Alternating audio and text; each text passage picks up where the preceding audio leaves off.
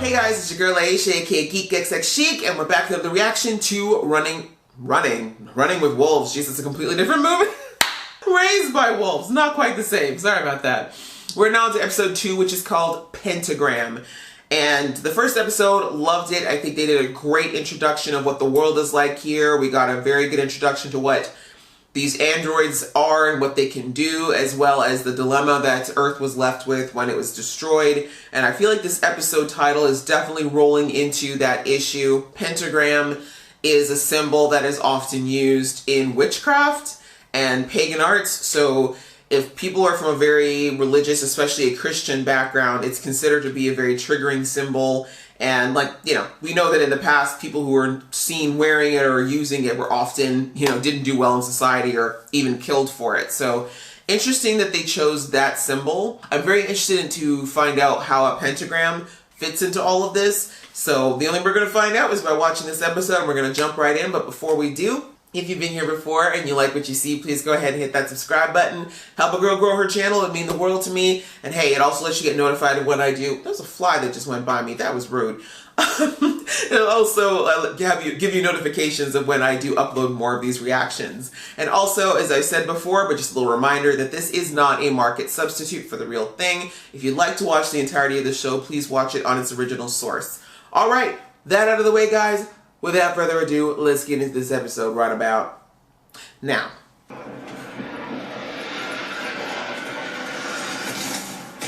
What is with these helmets? I'm sorry, but they look like cone heads. Thank you very much, sir. Could you please get me down from here?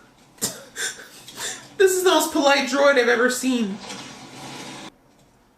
Do you mind? I'm so sorry. So the medic needs medical attention? Is that what we're seeing right now? I still have 70% capability. Oh, so that's not the real Marcus. Okay. Okay. How dare you take Ragnar's face? This is gonna hurt. Marginally? You're gonna reconstruct his entire face. Exactly what kind of margins are we talking about here?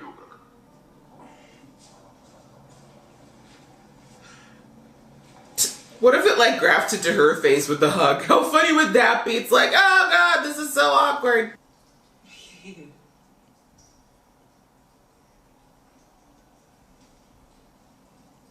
I like it. Wait, what does that even mean? Is that a compliment? Like, are you saying you like some other woman's face more than mine, sir? Explain.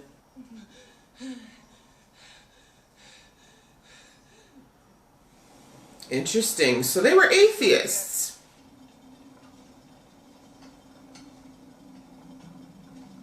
Oh, this is awkward. One of y'all's gonna die. There can only be one. They have a kid. You guys are a-holes. We have a son. How dare you? You know, don't know if I can root for Ragnar anymore. Okay, just steal some new eyes then. I guess that's the way it works. You just gonna keep a head up just hanging around their children? Oh, you've changed your mind and decided father can live now? If I were him, I would just be like, take it back out, you crazy. You want me to remain calm, mother? Why did you reactivate me? Right? Don't worry, Father. Get it right this time. No, you've already gotten it so very wrong. Father's like, okay. Can you just deactivate me again? Because you crazy. Poor kids. You need to save them, Father. Also, maybe wear something that's a little less, you know, not huggy. Come with me. I need you to tell me what really happened, because your mama crazy. I'm hoping you're not too. Run away, children, run away.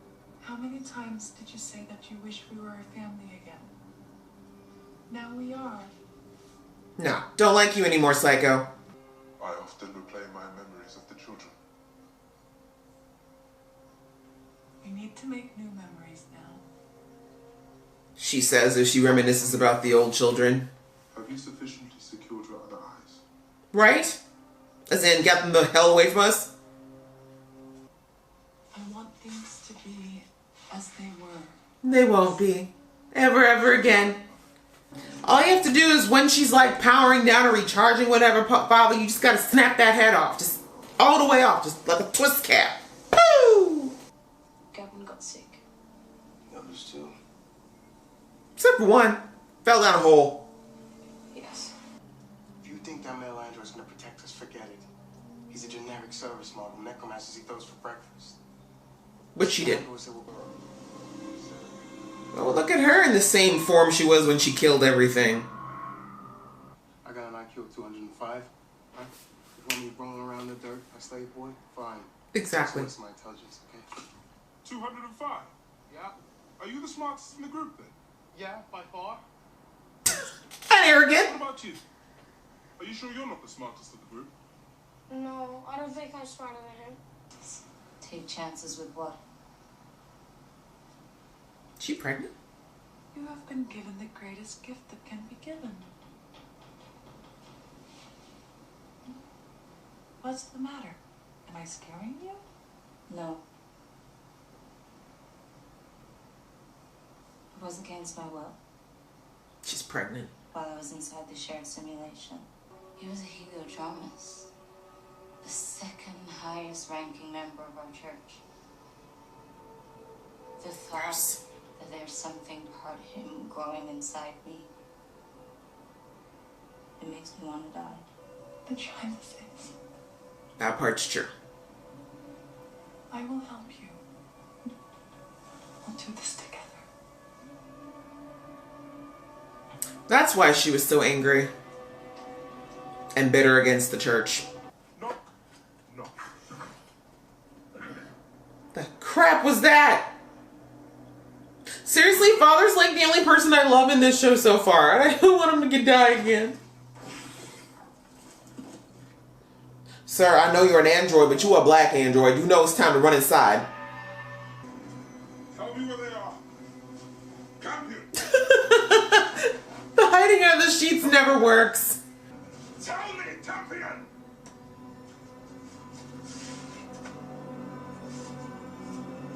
You kept them on your person? Thank you, Father,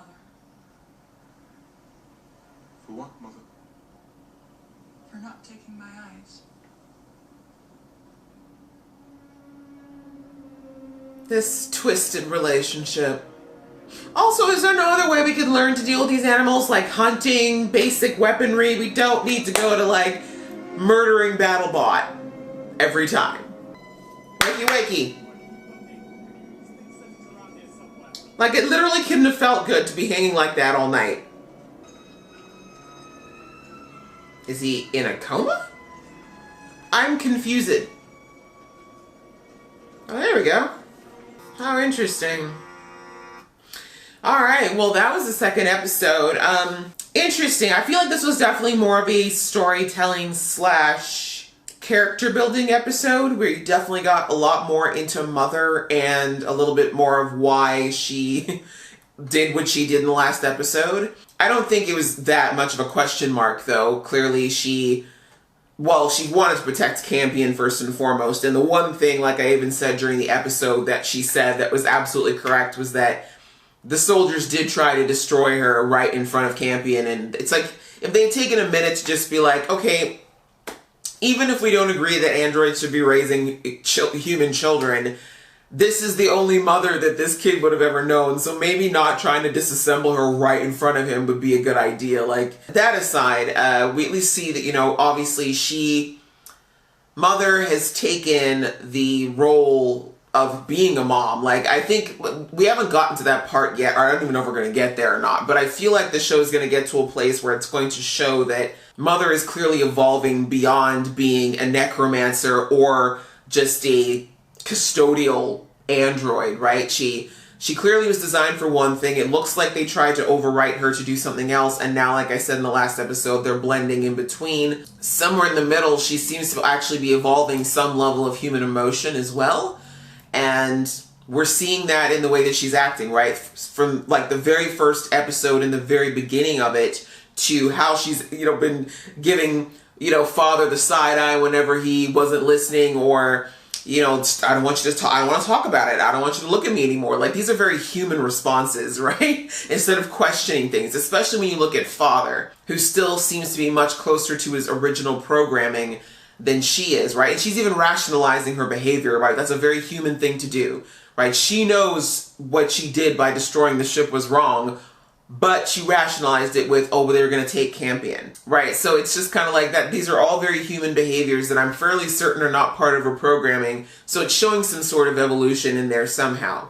We are seeing that with father, potentially he's starting to have his own evolution now. Like, he now has a different core processor. It's the one that came from the android she killed. And I thought it was interesting that she brought him back, but I guess it makes sense because in her mind, she's still trying to recreate that original family that she feels she failed at. And I talked about that a lot in the last review, about how I think she just considers the death of the children to be some sort of a failure on her part. It was interesting to see kind of where this was going, and it looks like I said, like maybe father is starting to get a little of that evolution. The fact that he's trying to build trust and rapport with mother, because like Campion said, he really thought his father was going to just destroy the eyes. The father, I think it might be partly his programming, because as Hunter brought out, his type of robot or his type of android is not programmed to really be anything but a caregiver. So maybe he doesn't have the desire to do anything against mother. Also, he's probably scared of her. Let's be real, she did kill him once, and he knows she's perfectly capable of taking him out again, I think even without the eyes. But yeah, I think there might actually be some semblance of a twisted robot love story going on here, where he actually is starting to maybe see her way of doing things, right? Like, I think his main programming is to care for children. Now they've got children to care for. So, and it doesn't change the fact that sadly, well, until the end of this episode, as we saw, it looked like all the humans outside of course, Marcus and these kids, like there was no one left. It looked like she killed everybody else. So these kids would still need someone to take care of them ostensibly for the next little while until they get old enough to take care of themselves. So it'll be interesting to see kind of where father actually falls in this whole situation, because at the moment it does look like he's on the team of mother and trying to take care of these kids. But I'm also hoping that somewhere in his back processing, he's trying to figure out the best way to go about it, because now he realizes that mother is not to be messed with. Like, she will kill everybody very quickly if she feels like things are going sideways. We got a little bit of a origin story of Marcus. We discovered that he really isn't who he said he was. He actually took on the real Marcus's persona. He looks like he actually was an atheist, potentially, to begin with, and he stole a, I keep forgetting the name of their religion, but anyways, he stole one of their people's bodies in order to get onto the Ark and save his life and that of his, I'm assuming, his wife or girlfriend. But we do know that the boy who he adopted, who I don't know how I feel about that. Like, I'm really not feeling, I don't know how to feel about the idea that Marcus and his wife stole this child. They stole Paul, effectively, killed his parents, and just assumed their positions in his life. And it looks like he was not that close to his parents, because I feel like he's not picking up on the fact that these two people were nothing like his parents, most likely. But yeah, I guess, being separated for some reason for a long period of time before they were then cryogenically frozen, or not frozen, I guess they were hibernating for 13 years.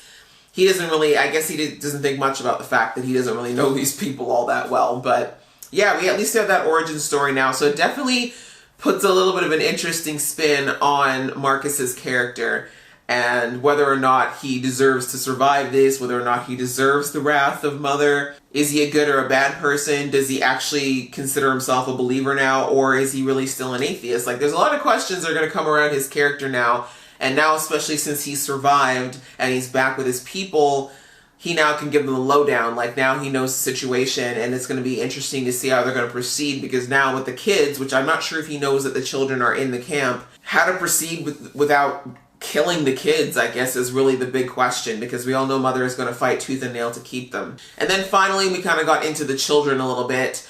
In particular, Hunter and I can't remember the name of the girl now. And of course, we were shown that Paul has survived. We see poor Campion just working so hard to make some kind of relationship with these kids, and because they, even though they're around the same age, there's such a huge difference between how they were born, where they were born, the upbringing they've had. You know, the kids have a reference of what Earth was like and being around other humans. Campion is only known as siblings, and even then he lost almost all of them when he was quite young. So, you know, he's just trying so hard to kind of like interact with these kids and be the same, but I think it's becoming more and more apparent to him how different they are, even though they're of the same species and generally the same age. But we see that clearly Hunter and the girl, the two oldest, are kind of the polarizing parts of the group. We've got the one girl who I don't think we got her name, but we did, but I don't remember it. But she seems, you know, she's the one who's always encouraging, like, the little girl to pray and stuff. Like, she's the one who I think is probably the most pious out of them. Obviously, the beliefs are very, very deeply instilled in her. Whereas I think Hunter's of the perspective of just trying to survive this thing. Like, he realizes, okay, we can't go up against a droid, but we need to figure out how to survive until we can get out of here. Has a high IQ, as he loved to brag about. But, yeah, he clearly is trying to see if he can maybe turn Campion against his parents. I don't think he's going to have very hard to work, though, because I think Campion is definitely... He doesn't trust Mother anymore. He feels like she is definitely a danger while those eyes are still available and while she is not basically repaired in some way. And, of course, he found out with that poor young lady that she was assaulted during her hibernation, and she discovered upon waking that she's pregnant. And sadly, in this situation, like, you know, obviously any type of situation where that is the circumstances that create a pregnancy are just awful. And while myself personally, I don't think that terminating a pregnancy is ever the right way to go. That's my own personal opinion. It's kind of even doubled in the sense of she's part of a religious organization where obviously they probably condemn that anyways, but also humanity is on its last legs, so every new child is like literally the lottery. Like, you can't just not have this child. And so I kind of like that in that little scene between Mother and her, where she basically very, very understandably is like, I don't want this child inside of me. I don't want to think about it being part of this monster. But Mother then turned it around and said, don't think about him. Try not to think about that. Think about the fact that this child had nothing to do with that and it's innocent. And that, you know, you still do have this gift of life inside of you. So, again, I don't want to get into the deep topics around that. I know it's a very touchy subject and people have very passionate and very valid feelings around that. I'm just saying that I think in this particular situation, when you, again, take into account that there's only potentially 1,000 or so humans still alive, every human life is precious, especially considering the fact that I think she and maybe the other girl, the only ones old enough to potentially even start having more children. Yeah, there's a lot of things when you get into this whole idea of repopulating the planet that can get very dicey when it comes to ethics and morals and all those kinds of things, and I wonder how deep the show plans on getting into them. But honestly, I am more interested in how this whole man versus android thing is going to go. And also, Father said a very interesting statement when Hunter made the comment about how his IQ is 200 and whatever. Father looked directly at Paul and said, "Are you sure? Like, don't you? I think you have the highest IQ." And he was like, "No, I don't think so." So again, I feel like there's going to be something special about Paul, but we're going to have to wait and see. So I hope you guys liked watching along with me. If you did, please go ahead and hit that like button. If you want to see more from this geeky face, please go ahead and click subscribe. Until next time,